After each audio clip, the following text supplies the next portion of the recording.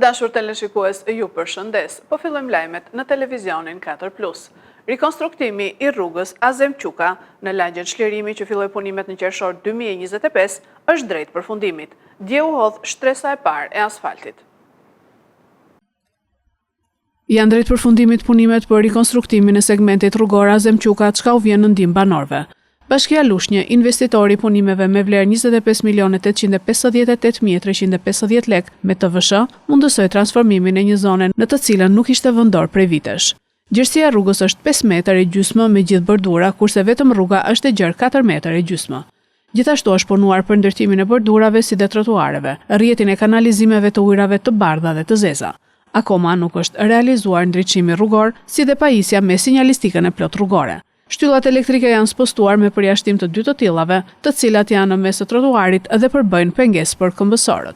Qytetarët bashkëpunuan për prishjen e avllive të vjetra të shtëpive gjatë rrugës dhe ndërtimin e avllive të reja që i japin rrugës pamje më të rregullt. Dje puna vijoi me hedhjen e shtresës së parë të asfaltit.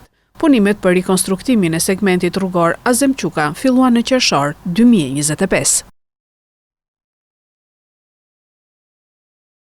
Banorët e Imshtës takuan mbrëmjen e djeshme kryetaren e bashkisë Riselda Sefa, të cilën e informuan se nuk do t'i lëshojnë tokat për panele diellore. Banorët e Imshtës vazhdojnë protestat e tyre për tokat Buzlumit. Pasi u paraqitën dje në komisariatin e policisë, mbrëmjen e djeshme ata kanë kërkuar sqarime nga kryetaria e bashkisë Riselda Sefa. Banorët kanë kërkuar nga kryetaria të zbatohen ligjet në fuqi për tokat e baseneve ujore dhe distancat e ndërtimeve brenda tyre. Banorët u shprehën se nuk do të lejojnë që tokat bujqësore të përdoren për panele diellore. Kryetaria Sefa është shprehur se pretenduesit e blerjes së tokës nuk kanë marrë leje në Bashkinë Lushnjë për ndërtim apo zhvillim prone, por kanë marrë nga administratori i njësisë administrative Bubullim vetëm leje për të rrethuar tokën që pretendon se e ka bler nga të tjerë. Banorët më kërkuan që unë të bëja një takim për t'i dëgjuar për problematikat e tyre, erdha i dëgjova dhe më pas gjithë problematikat që mora do të shikoj hapas hapi sipas procedurave të nevojshme ligjore. Kanë kaluar nëpërmjet bashkisë procedurat të leja mjedisorë apo dhe leja zhvillimore? Atëherë zotëria ka marrë vetëm një leje për rrethim nga njësia administrative Bubullim. Kryeministri Edi Rama mori pjesë në eventin Fondi Social 2026, ku prezantoi 14 shërbime të reja sociale. 14 shërbime të reja sociale u prezantuan sot nga Ministria e Shëndetësisë dhe Mirëqenies Sociale në kuadër të eventit Fondi Social 2026, garanci për qëndrueshmërinë e shërbimeve për mirëqenien e qytetarëve, ku mori pjesë edhe Kryeministri Edi Rama.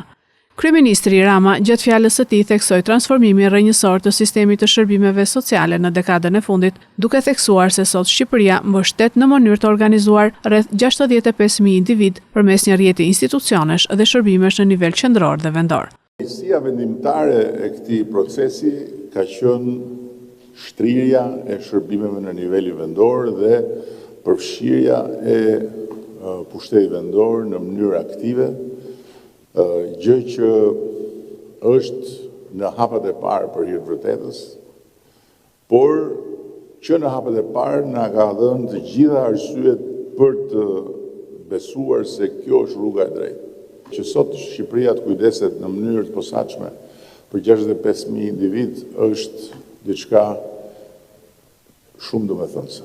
Dhe nuk janë 65.000 individ të cilët i prek një sistem financimi, por janë 65.000 individ të cilët i prek një sistem i organizuar institucionesh, pikash shërbimi, kujdestarësh dhe kështu me radhë.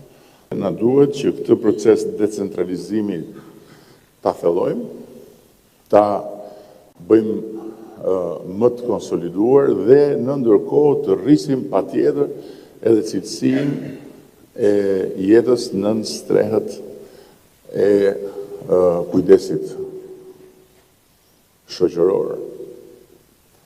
Gjatë vitit 2026, Fondi Social do të financojë 14 shërbime të reja të dedikuara për fëmijët dhe nënat në nevojë, fëmijët dhe të rriturit me aftësi ndryshe, të moshuarit, gratë dhe vajzat viktima të dhunës, si dhe për fëmijët pa kujdes prindëror. Deklarata për mediat ka patur lidhur me protestën e mbrëmshme të Partisë Demokratike nga Ministri e Brendshme Albana Koçiu dhe kryetari i Partisë Demokratike Sali Berisha. Ministri e Punëve të Brendshme Albana Koçiu doli sot në një konferencë për mediat në lidhje me protestën e mbajtur dje nga opozita, ku protestuesit u përplasën me policin. Ministria përmendi edhe të miturit që sipas saj janë përdorur në protestë për të hedhur sende të forta ndaj efektive, prandaj ajo u shpreh se autorët do të dënohen maksimalisht sipas kritereve ligjore. Keqpërdorimi i të miturve për të kryer akte dhune është vepër penale, por është gjithashtu një shkelje e rëndë morale. Kjo është e papranueshme. E drejta për të protestuar nuk është e drejtë për të dhunuar, për të shkatruar, apo aq më pak për të tentuar gjymtimin apo vrasjen e efektiveve të policisë. Ndaj Ministria e Punëve të Brendshme dhe Policia e Shtetit nuk do të qëndrojnë duar kryq. Autorët e këtyre akteve barbare do të ndëshkohen maksimalisht sipas ligjit. U bëj thirrje organeve të drejtësisë t'i trajtojnë me përgjegjësi maksimale dhe ligjore këto sulme barbare ndaj uniformës, pas të cilave qëndrojnë padyshim urdhëruesit e fshehur pas imunitetit në drejtimin e Sali Berishës, një dhunues përsëritës i sulmeve ndaj institucioneve dhe rendit kushtetues. Personat përgjegjës duhet të kuptojnë se nuk kanë asnjë mburojë politike mbi kokën e tyre. Edhe kryetari i Partisë Demokratike Sali Berisha foli sot para mediave ku deklaroi se qytetarët treguan gjatë protestës së djeshme të opozitës se nuk nënshtrohen dhe se do të vazhdojnë të luftojnë për të drejtat e tyre. Doktor Berisha akuzoi policinë e shtetit kur tha se protestuesit u qelluan me snajper. Ky urdhroi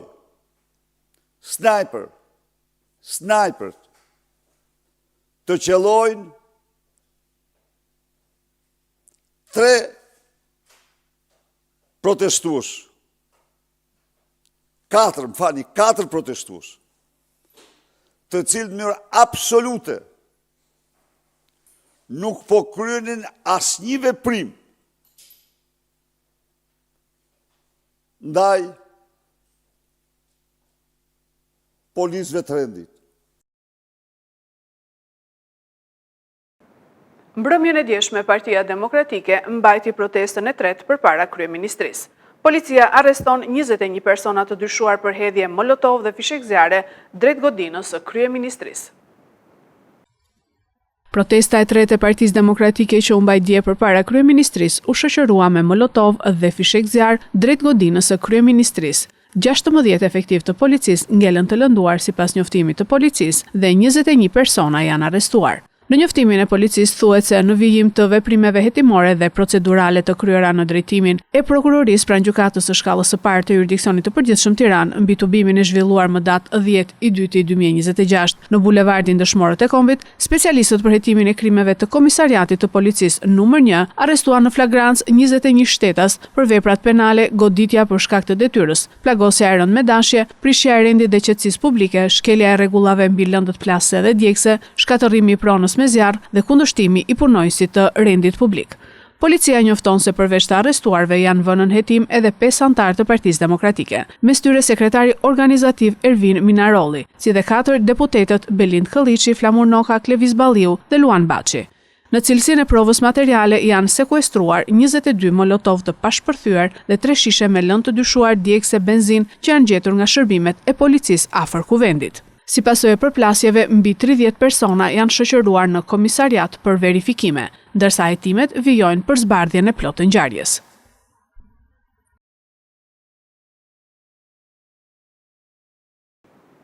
Prokuroria e Fierit dërgon për gjykim një shtetas pasi shpërndau 111 materiale me përmbajtje seksuale me të mitur në internet. Prokuroria e Fierit dërgon për gjykim një shtetas për veprën penale pornografia pasi shpërndante foto dhe video me përmbajtje seksuale me të mitur në internet. Prokuroria pranë gjykatës së shkallës së parë të jurisdiksionit të përgjithshëm Fier përfundoi hetimet dhe dërgon për gjykim shtetasin IM për veprën penale pornografia, parashikuar nga paragrafi i 2 i nenit 117 të Kodit Penal.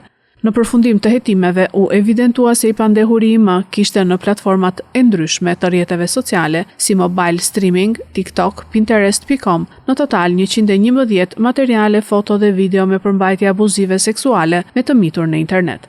Me kërkesë të prokurorisë, u miratua nga gjykata e shkallës së parë të jurisdiksionit të përgjithshëm Fier kontrolli personal dhe i banesës për autorin e dyshuar, si dhe sekuestrimi i aparateve celular smartphone së bashku me të drejtën mbi hyrjen dhe inspektimin e të dhënave në këto pajisje elektronike. Nga ekspertiza tekniko-kompjuterike për 2 aparate celular smartphone, u arrit të zbulon një numër i konsiderueshëm foto dhe video me përmbajtje abuzive seksuale me të mitur në internet me fëmijë në moshë të prezumuar 10 deri në 12 vjeç.